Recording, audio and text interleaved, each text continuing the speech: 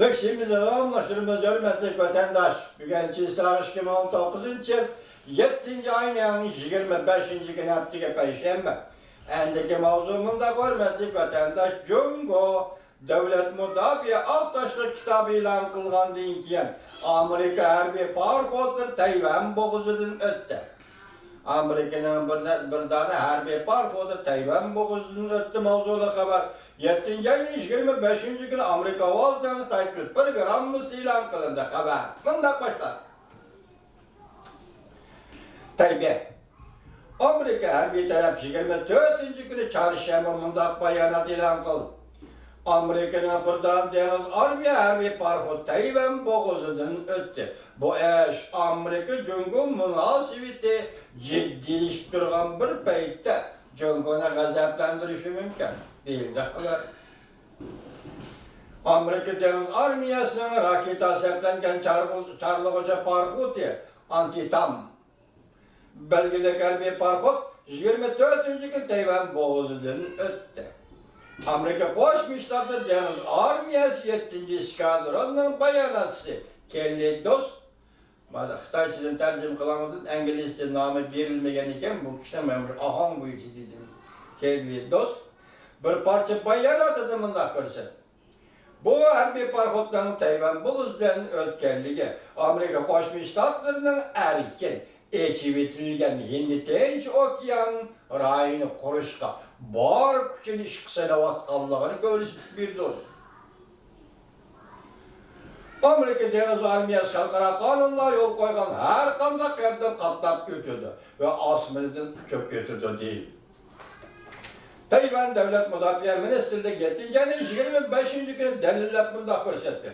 Amerika Deniz Armiyası 7. Skadron Karaşlık anti-tam belgeli Charlie Hoca parkı cenepli şimal menep Tayvan boğazından öttü.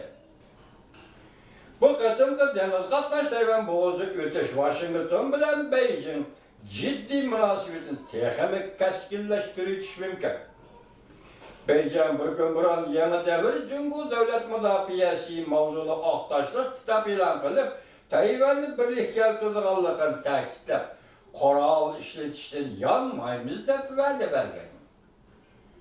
Cumhur Devlet Müdafiye Ministerliği'nin bayanatçısı bu akbarat ilan kılış yığıldı. Mındak dedi. Cumhur bartırışçallıkını görüştüp Tayvan'la birliği geldi. Eğer kendi birisi bölüp çıkıp geçişi cüret kılıdiken Cumhur armiyası uğraş kozgaşka tayyardır. Cumhur'un devlet bütünlüğünü kollaydı.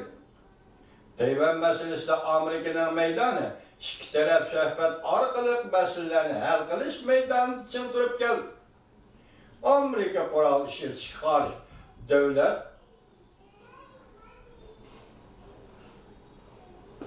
devlettir. Amerika kural işi karıştırdığı devlettir. Ve kural gücüyle tehdit selişkeme karıştırdığı devlettir.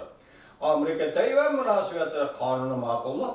Amerika hükümetinin Tayvan'ın yüzde koklaydığı vasıtaları yani her bir Tayvan kanunu makıllı Amerika hükümetinin Tayvan'ın yüzde koklaydığı vasıtaları yani her bir kural yarat veriş meselesi de Devlet Meclisi Amerika hükümetinin talep kılıyor. Endiki haber, baştaki haberlerin kulağısı ve mışı haberde çıkada kırap tarafımızı vardı. Devlet Meclisi de Amerika Koşmuş Ştatlarının Devlet Meclisi de Cumhur Komiteti Prezident Trump hükümetine haydakçılık kılıp Cumhur'un Şangang'a kurallık orlışış popoz işletken doğrusu da popoz işletkenliğini eyipleşin talep kıldı. Mavzulu haber 7. ayın 25.